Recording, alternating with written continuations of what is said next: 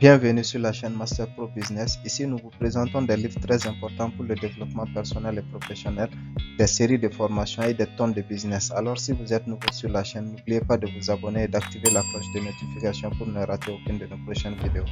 Salut les amis, bienvenue sur la chaîne Master Pro Business.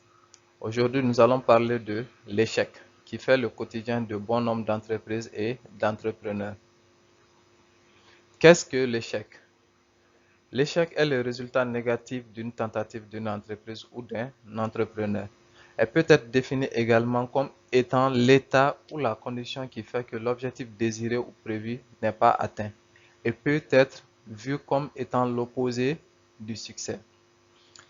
Napoléon Hill, né le 26 octobre 1883 à Pound, en Virginie, aux États-Unis, Napoléon est un écrivain américain qui a passé toute sa carrière à étudier le succès, les moyens d'y parvenir et les obstacles qui nuisent à son épanouissement. Ses œuvres les plus connues sont Réfléchissez et devenez riche, Les lois du succès, Les clés secrètes du succès et Votre passe-partout vers les richesses.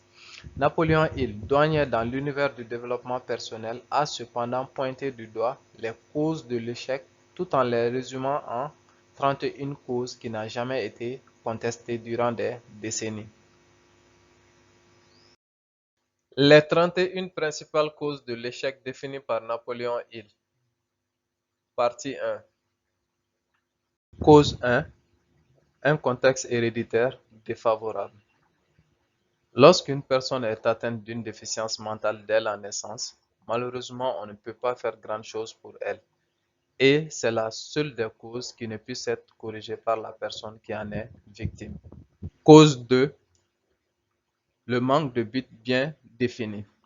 Quand on ne sait pas d'où l'on vient, on ne peut pas savoir d'où l'on va, dit un proverbe africain.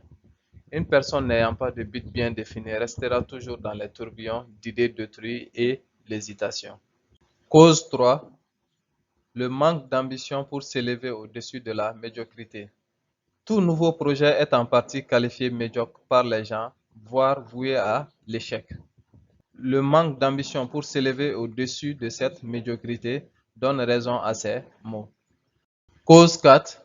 Une éducation insuffisante. Cet handicap peut être soigné facilement. Il faut plus qu'un diplôme universitaire pour avoir de l'instruction. L'homme instruit est celui qui a appris à obtenir de la vie tout ce dont il désire sans pourtant offenser ou violer les droits des autres. Cause 5. Le manque d'autodiscipline. La discipline vient du contrôle de soi. Cela signifie qu'avant de contrôler des situations, il faudra contrôler d'abord ses défauts. La maîtrise de soi est la tâche la plus difficile à accomplir. Si vous ne vous contrôlez pas, vous serez contrôlé. Cause 6. Une mauvaise santé. La bonne santé est essentielle pour savourer un succès. La mauvaise santé peut freiner l'épanouissement du succès car une personne ne jouissant pas de bonne santé est limitée sur ses efforts à investir, sa capacité de réflexion et sa capacité à gérer son entreprise. Cause 7. Des mauvaises influences pendant l'enfance.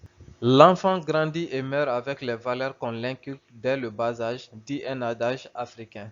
Cependant, elles peuvent être dévastatrices et nuisent à la personnalité de l'enfant étant adulte si au départ elle est mauvaise. Cause 8. L'hésitation ou la procrastination. L'hésitation maintient bon nombre de gens à attendre le moment opportun et c'est l'une des causes qui pousse les gens à rester dans la médiocrité. Le moment opportun n'existe pas.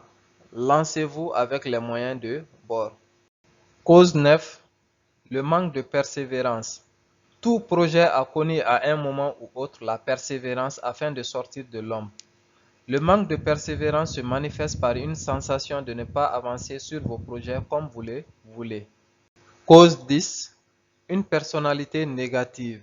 Personne ne voudra collaborer avec un associé employé qui est désagréable. La négativité d'une personne fait fuir les autres et donne un sentiment d'égoïsme à leur égard. Cause 11.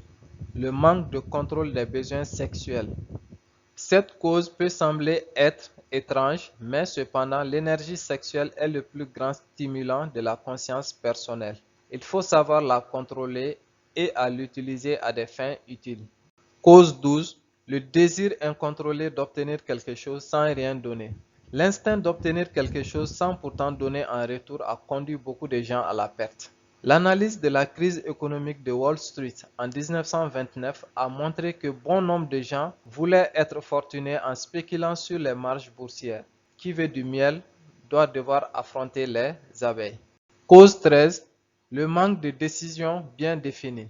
Les gens qui réussissent prennent des décisions rapidement et en changent lentement, tandis que les gens qui subissent des échecs prennent des décisions lentement et en changent rapidement. L'indécision et l'hésitation sont deux frères jumeaux. Il faudra les éliminer afin de pouvoir être décisif au moment opportun. Cause 14. La présence d'une ou plusieurs des 6 craintes de base. Ces craintes sont analysées à la fin de cette vidéo. Elles doivent être maîtrisées avant de lancer officiellement vos services sur le marché. Cause 15. Un mauvais choix de conjoint. Le chemin qui mène au succès est un chemin très long. Le choix de conjoint joue un rôle très essentiel à la réalisation d'un projet à travers leur soutien, une convergence des idées et la capacité à s'aligner sur le concept du projet. Ainsi prend fin cette première partie sur les causes de l'échec définies par Napoléon Hill et à très bientôt pour la deuxième partie.